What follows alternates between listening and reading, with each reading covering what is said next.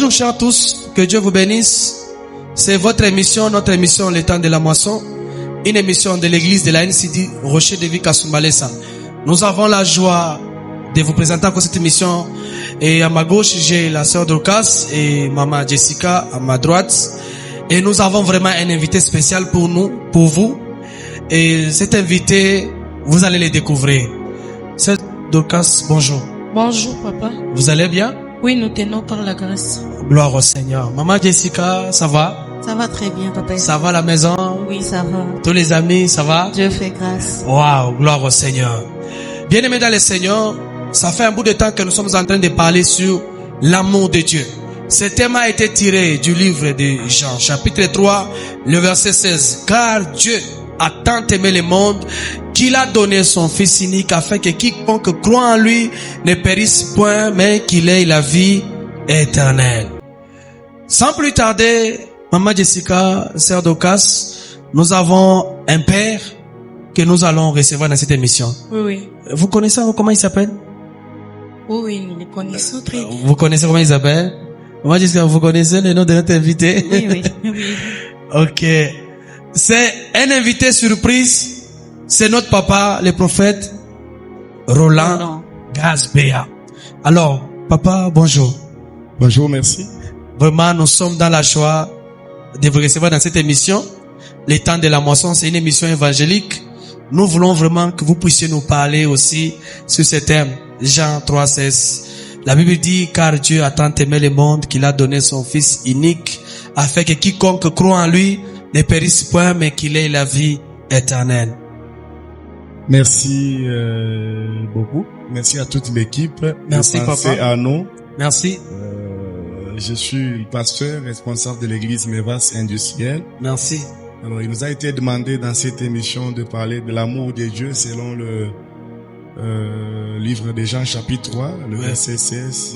Car Dieu a tant aimé le monde et qu'il a donné son Fils unique. Donc, je vais commencer par définir c'est quoi l'amour de Dieu. Merci. L'amour de Dieu, c'est la nature même de Dieu. Wow. Pourquoi je dis que l'amour de Dieu, c'est la nature de Dieu? Parce que Dieu aime sans condition. Wow, Dieu aime sans condition. Pourquoi je dis que l'amour de Dieu, c'est la nature même de Dieu? Ouais. C'est ce qu'il est. Dieu aime. Le verset de Jean nous dit, car Dieu a tant aimé le monde. Ouais. C'est-à-dire, nous voyons que dans l'amour de Dieu, c'est pas l'homme qui a aimé Dieu, mais c'est Dieu qui a aimé l'homme. Wow. Et par ce fait, Dieu donne une offrande à l'humanité. Wow. Et cette offrande s'appelle Jésus. Amen. Car Dieu a tant aimé le monde et qu'il a fait don et qu'il a donné. Ah, pourquoi je dis que l'amour de Dieu n'a pas de conditions? Pourquoi je dis que l'amour de Dieu n'a pas de conditions? Parce que Dieu, dans son amour, quand il nous aime, il n'attend pas de nous quelque chose. Wow, c'est ça, papa. L'amour de Dieu envers l'humain n'est pas conditionné. Amen. Mais il suffit juste de l'accepter par la foi. Wow. L'amour de Dieu, lorsque vous lisez le livre de 1 Corinthiens, le chapitre 13, c'est là qu'il y a la vraie définition de l'amour. Wow. On dit que l'amour supporte. L'amour pardonne. L'amour couvre multitude. Wow. Parce que Dieu nous aime, Dieu nous supporte. Amen. Parce que Dieu nous aime, Dieu nous pardonne. Parce que Dieu nous aime, il arrive même à nous couvrir. Wow. Alors, si vous m'avez très bien suivi dans ma petite définition, l'amour de Dieu est inconditionnel. Pourquoi j'ai dit qu'elle est inconditionnelle? Parce que Dieu ne nous pose aucune condition en retour. Il dit, je vous aime, donnez-moi ça. La différence de l'amour des hommes, l'homme quand il aime, il pose des conditions. Donc l'homme est pour intérêt. L'homme est pour intérêt. Voilà. Mais dans l'amour de Dieu, s'il faut que je puisse vous appuyer dans ce que vous dites, l'amour de Dieu est dans notre intérêt. C'est-à-dire, quand Dieu nous aime, son intérêt à lui, c'est de nous sauver. Mais il ne nous pose aucune condition matérielle en retour pour nous sauver. Est-ce qu'on peut acclamer ça? Est-ce qu'on peut acclamer ça? Lorsque vous lisez ce livre de 1 Corinthiens 13, Dieu, l'apôtre Paul commence par dire ceci. Si je parlais en langue, et que je n'ai pas l'amour, je ne suis qu'un samba. Wow. Je suis qu'un airain. Si je peux prophétiser, connaître les mystères de toutes les sciences, mais si je n'ai pas l'amour, je ne suis rien. Et à la fin de ce chapitre, l'apôtre Paul conclut. Il dit, maintenant c'est 3 choses. La foi, l'espérance, l'amour. Mais entre ces 3 choses, le plus important, c'est l'amour. C'est-à-dire, sans amour, on ne peut pas vivre.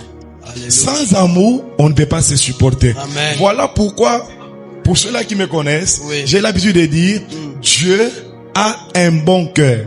Pourquoi je dis que Dieu a un bon cœur? Parce que Dieu nous aime sans regarder nos défauts. Dieu nous aime sans regarder nos défauts. Parce que Dieu nous aime sans nous demander des matériels en retour. Dieu nous aime sans demander les matériels en retour. L'amour de Dieu va plus loin à supporter l'humain. Alléluia. L'amour de Dieu va plus loin jusqu'à ce que Dieu va prendre la force de l'homme et il va accepter de mourir, d'être appelé pécheur pour que l'homme soit sauvé. Amen. Donc en quelque sorte, l'amour de Dieu, c'est ça ce qu'il aime. Voilà pourquoi la Bible dit Dieu est amour. Est-ce qu'on peut acclamer Dieu est amour? Toi qui as péché, toi à qui les hommes ont manifesté un mauvais cœur, nous te présentons Jésus, un Dieu qui a un bon cœur. Yes. Un Dieu plein d'amour pour toi. Papa, est-ce qu'on peut continuer? Oui. Par rapport au Dieu qui a un bon cœur. Oui. Un Dieu qui a un bon cœur, il prend la place d'un père. Wow. Pourquoi que j'ai dit que Dieu qui a un bon cœur prend la place d'un père? Wow. Parce qu'il devient un support pour nous, ses enfants. Alléluia. Dieu, dans son immensité et dans sa grandeur, lorsqu'il a créé le monde, il l'a créé avec un but, que le monde ne soit pas perdu. Wow. Tellement que l'homme est plongé dans les péchés, l'homme est plongé dans l'abandon, il a abandonné Dieu. Dieu a trouvé des moyens par lesquels il pouvait sauver l'humanité.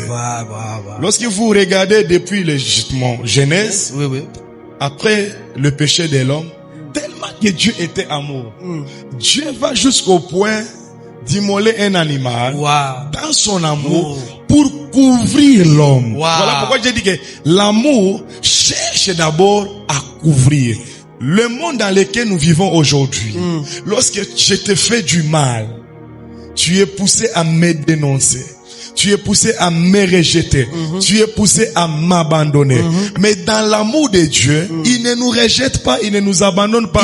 Il nous couvre, il cherche des voies et moyens afin de nous rapprocher encore davantage. Alléluia. Voilà pourquoi la Bible dit, car Dieu a aimé le monde et qu'il a donné son Fils unique. Afin que quiconque croit. Donc, dans la condition de l'amour de Dieu, la condition n'est pas matérielle. La condition devient ta foi. Tu as la foi, tu acceptes cet amour, tu es sauvé. Amen. Tu as la foi, tu crois dans cet amour, tu es sauvé. Quelque chose. Il y a des personnes qui se sentent tellement loin de Dieu. Et aujourd'hui, lorsqu'on présente Christ, la plupart des gens ont l'habitude de présenter un Christ qui condamne. Un Christ qui rejette les pécheurs. Non. Christ est venu pour qu'aucun ne soit perdu.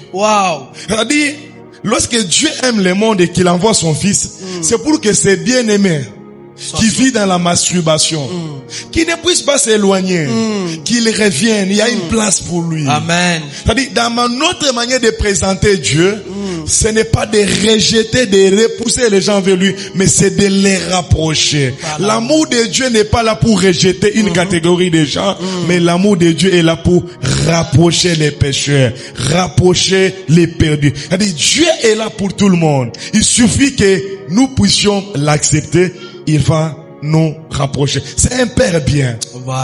C'est un Père bien. C'est un Père bien. Dieu, c'est un Père bien. Et papa, nous avons quelques questions.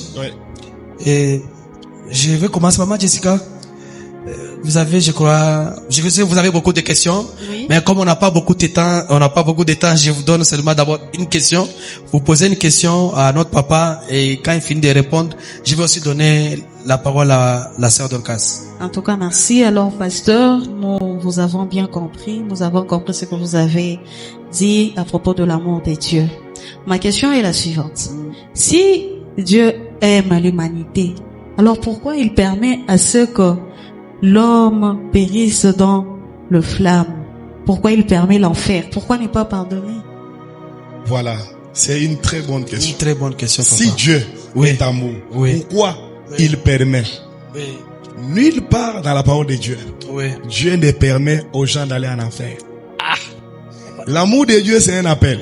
Ouais, Il est venu ouais, pour qu'aucun ouais. ne soit perdu. Ouais.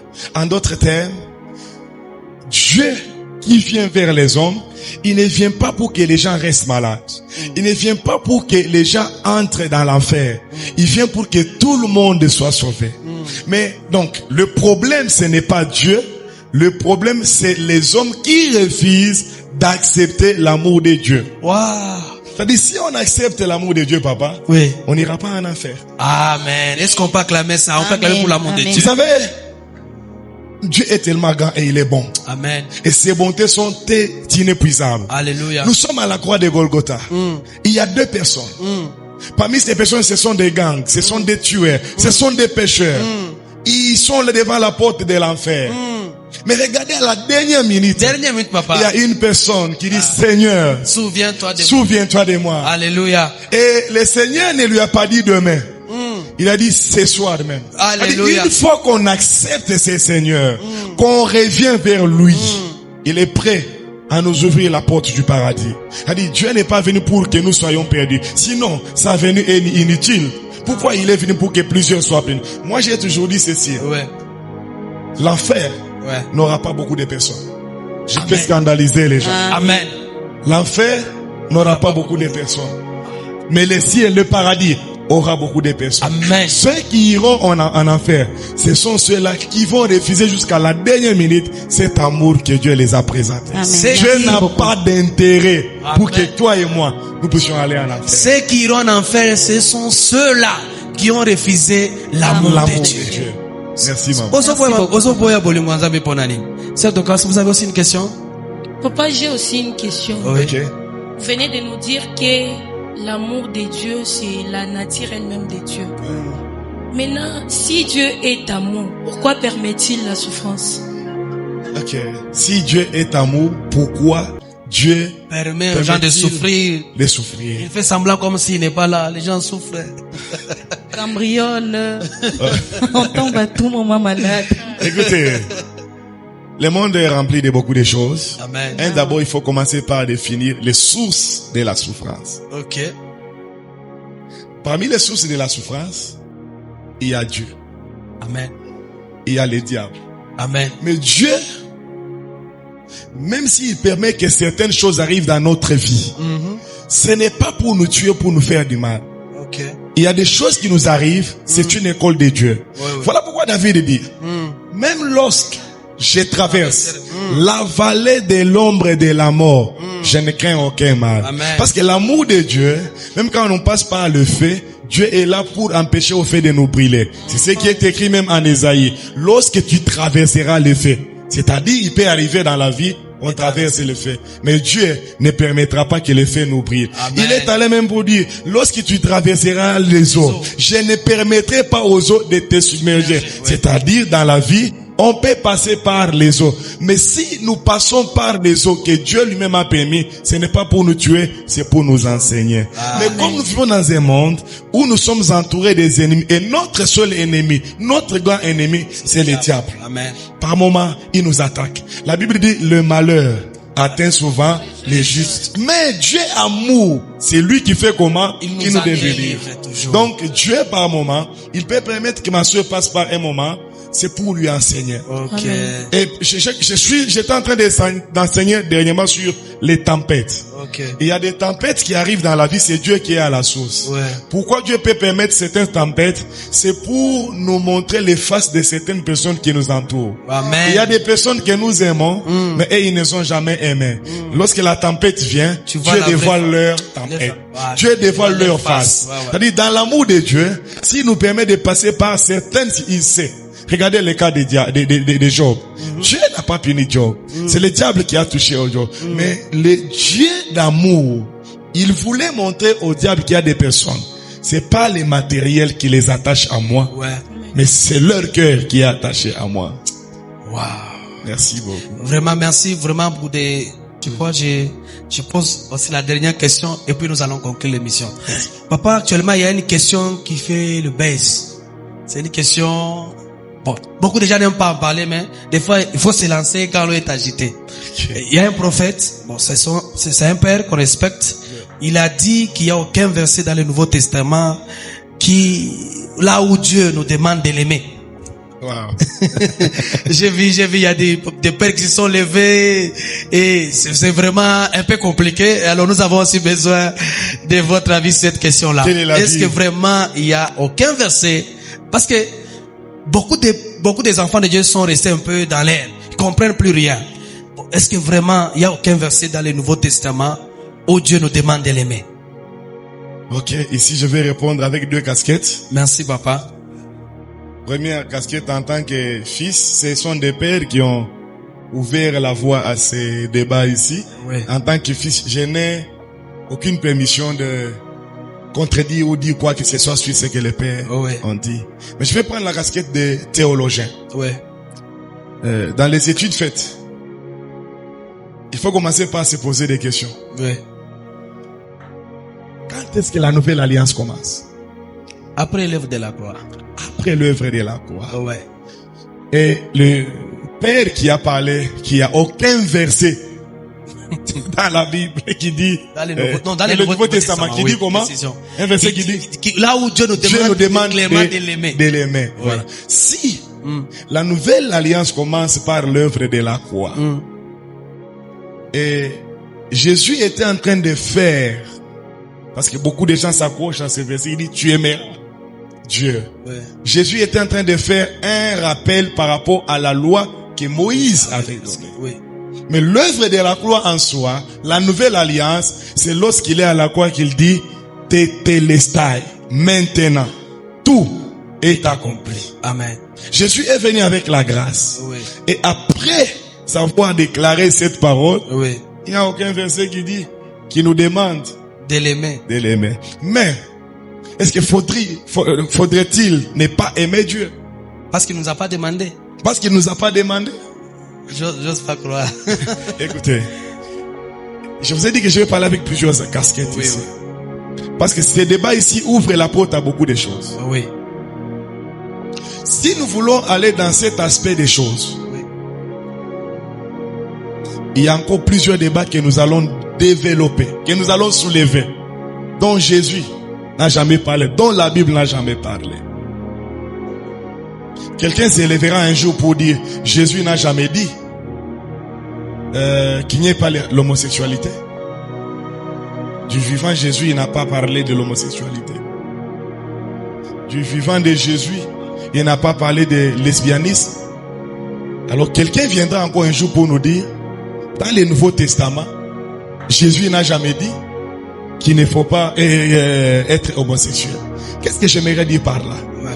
Il y a les non-dits de la Bible. Ouais. Mais cela ne veut pas dire qu'il faut le faire. Tout m'est permis. L'amour de Dieu, voilà. Tout m'est permis, mais tout n'est pas Utile. Il y a des choses dont la Bible n'a pas parlé. Moi, j'ai toujours dit ceci. Tout ce qui n'est pas dans la Bible n'est pas forcément tout ce qui n'est pas dit. Il y a des choses qu'on n'a pas dit dans la Bible, mais que nous ne pratiquons pas. Amen. Que nous ne faisons pas. Au nom des valeurs chrétiennes. Amen. Dieu nous a aimés. Qu'est-ce que nous devons lui donner en retour? L'aimer aussi. L'aimer aussi. L'aimer aussi. Voilà, vous avez votre réponse. Oui. Voilà, je crois que j'ai répondu à cette question. Vous l'avez fini? Oui, je crois que j'ai fini. On va pas ne pas de polémiques. Je ne veux pas trop de polémiques.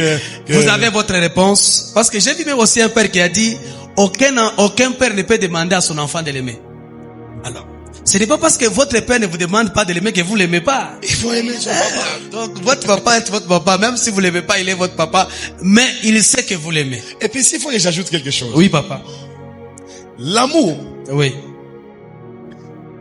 C'est pas les paroles en l'air.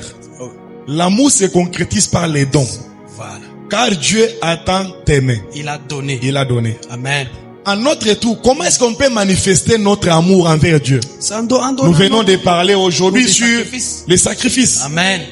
Bien-aimés dans le Seigneur, je vous demande d'offrir, en d'autres termes, de donner vos vies, votre corps, comme un sacrifice. Wow. Quand je donne mes finances, c'est ma manière de témoigner que Seigneur, j'en ai pas beaucoup, je t'aime, je te donne. Est-ce qu'on peut acclamer pour cette parole? On peut acclamer pour cette parole. Yes. Ne soyez pas, c'est pas compliqué. Nous aimons Dieu, même s'il nous a pas demandé de l'aimer, mais quand même nous l'aimons. Et papa, nous voulons aussi que vous puissiez prier avec tout celui qui a pris ce soir ou cet après-midi la décision de donner sa vie à Jésus. Il peut commencer par où? Si nous avons besoin que vous puissiez prier pour cet homme ou cette femme qui a vraiment accepté cet amour, qui veut vraiment suivre cet amour qui est la lumière du monde, qui est Jésus-Christ. Qu'est-ce que vous pouvez lui dire? Merci beaucoup à toi mon frère, toi ma soeur qui est en train de nous suivre ou qui va nous suivre après cette émission. Dieu est amour. Amen. Et lorsque Dieu nous aime, il ne nous pose pas de conditions. Il a besoin de tout le monde. Toi qui vis dans la masturbation, toi qui vis dans les péchés, toi qui vis dans l'adultère, dans la fornication, dans les vols et dans tous ces abus, Dieu t'aime. Amen. Et il y a une place pour toi. Et aujourd'hui, nous venons te lancer un appel au moyen de cette émission. Il y a encore un temps. Pendant que tu respires, reviens vers lui. Amen. Il t'attend, il a besoin de toi. Et je vais prier pour toi. Tu vas mettre ta main sur le cœur. Je vais faire cette prière. Amen. Tendre Père, toi qui as accepté de donner ton fils afin que l'humanité soit sauvée. Je viens prier pour ce bien-aimé. Je viens prier pour cette soeur, pour ce frère, pour ce papa, pour cette maman qui a été touchée par ce message d'amour. Seigneur, pardonne-lui ses péchés. Il est ton fils. Reçois-le, Seigneur, afin qu'il puisse te servir. Que l'amour de Dieu qui couvre une multitude de fautes puisse couvrir sa vie. Seigneur, dans ta présence, nous voulons qu'il puisse te servir comme un saint homme. Bénis chacun de nous. Bénis, éternel Dieu, cette personne. Et que le Saint-Esprit puisse toucher chacun d'eux afin qu'ils reviennent vers toi. Pour qu'aucun ne soit perdu. Amen. Bénis les présentateurs de cette émission. Amen. Nous voulons que cette émission puisse atteindre, Seigneur, les sommets. Puisse aller au-delà, éternel Dieu. Que la grâce et la faveur soient sur chacun de nous qui nous a suivis et le présentateur. Au nom de Jésus, nous avons ainsi prié et nous disons Amen. Amen. Sœur Dorcas, Maman Jessie et à tous nos téléspectateurs, nous vous disons merci. Merci. Et vous qui avez donné votre vie à Jésus ou vous qui avez besoin même de passer dans cette émission, vous avez des témoignages au travers de cette émission. Notre numéro c'est le 085 23 60 767 243 085 23 60 767. Quand vous allez appeler, vous allez directement tomber sur le numéro de l'évangélisation de l'église de la NCD Rocher de Vie Kasumbalesa. Nous vous disons merci. C'était notre émission, votre émission Le Temps de la Moisson, une émission de l'église de la NCD Rocher de Vie Kasumbalesa. Nous vous disons merci à tous et que Dieu vous bénisse. Ciao et à la prochaine. Que Dieu vous bénisse. Merci. Merci beaucoup, papa.